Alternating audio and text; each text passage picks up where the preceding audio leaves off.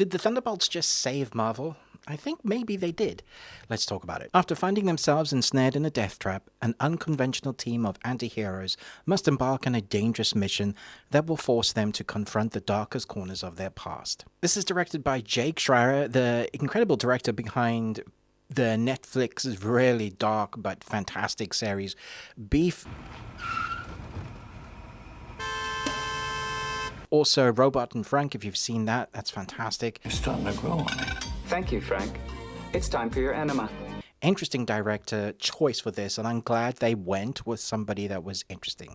Our cast here is once again a cornucopia, like an ensemble cast. We have Florence Pugh as Yelena, Sebastian Stan as Bucky Barnes, Louise Dreyfus as Valentina. We have David Harbour as Alexia. We have Wyatt Russell, John Walker, Hannah, John Kamen as Ava Starr, Olga Koloff as Antonia Dreykov, and more.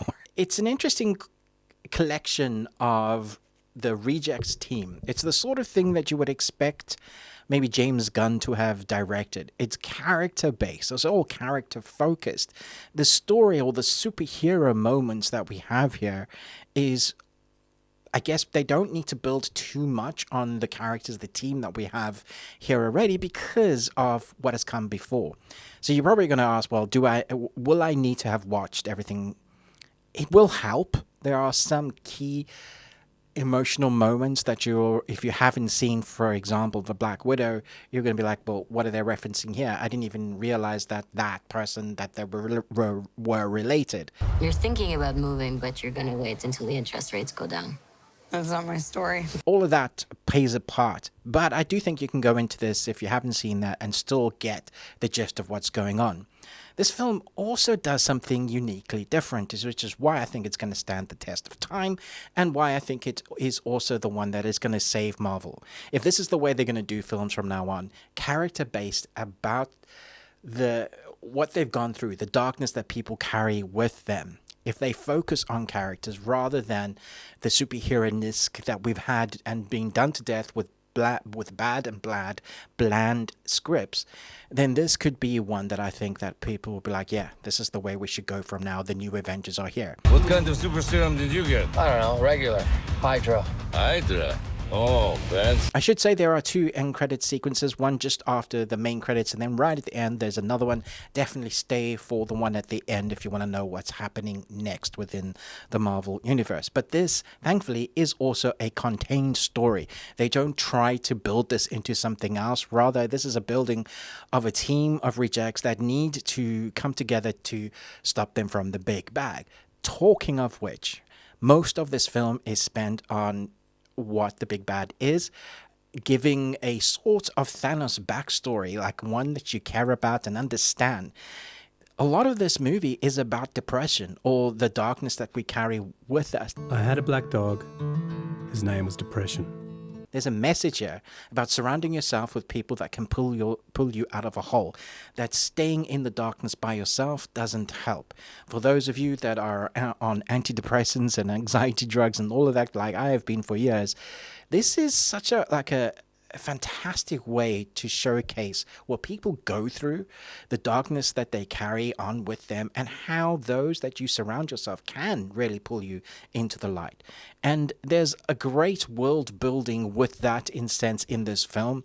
There are little dialogue lines from David Harbour, who is like a shining example of how to bring joy into any moment. His character here is the bright light that when it's dark, whatever he's saying is poignant, is funny, but also relevant to what's going on within their lives at the moment. And he has these little lines that he says to his daughter that I see that your light is shining a little brighter when she's with someone else. And it's fantastic to see how they incorporate that building to the moment of when our team needs to not just fight physically, but emotionally and think about everything that has happened to them in their past. All of them have red on their ledger, but now because of needing to fight in a slightly different way, it's interesting to see that the tactful storyline here is not just, hey, we're superheroes. In fact, none of them are superhero gods or like the original Avengers, the Hulk or Thor, who is an actual god. These are very much the B team, as people themselves call them in this movie. But that's not to say we don't get great heroic moments. There are some great physical fighting, choreographed well, a great kind of Superman moment that I was like, yeah, a lot of what you saw in the trailer is in this. It's just longer moments. But where this film shines is again with the message. And I was so surprised with the message. It definitely is setting up a new Avengers team. It's also setting up something for the future, but that's all in the end credit sequences. Here, it's just what these guys have gone through and what it'll take for them to come together, to work together as a team. If you remember that first Avengers film, they had each had multiple films or at least a single film done like individually about them. Here we've had little bits. We've had Black Widow, we've had a TV series, we've had bits of these characters. So we don't know as much about them. In fact, one particular character we hardly know anything about. And you'll even be asking yourself, wait a minute, how is that character even alive? It might be worth going and watching a few of those in the backgrounds just to remind yourself what's been going on. I will say, though, I'm very excited about the future of Marvel if this is how they're going to be dealing with their content from now on. I like what the Fantastic Four trailer is bringing us when the X-Men finally come into this world. If they keep writing, doing character-based like this, having poignant something to say, and then doing the superhero stuff, I think the Marvel fans will be like, yes, thank you for treating us with respect, giving us a decent writing script.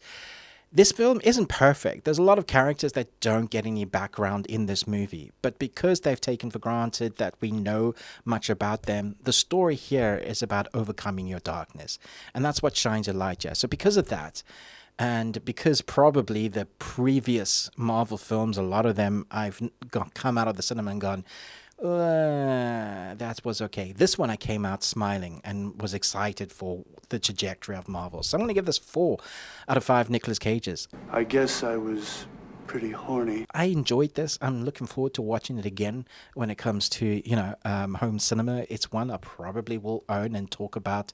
And I will probably do a spoiler review with Movies and Munchies, so look out for that. I think we'll both be excited to talk about that. Thanks so much for watching. Let me know your thoughts and feelings. In Thunderbolts, who is your favorite character? And once you've seen it, what did you think they did with the big bad? Did you think that was a fantastic way for them to go, or wasn't expecting it? Thankfully, I'd only seen one trailer that didn't spoil it for me, so that's all the clips I will use in this review, is the first trailer that doesn't spoil the surprises for you. Thanks so much for watching, but most of all, until next time, remember, live long and Tuesday.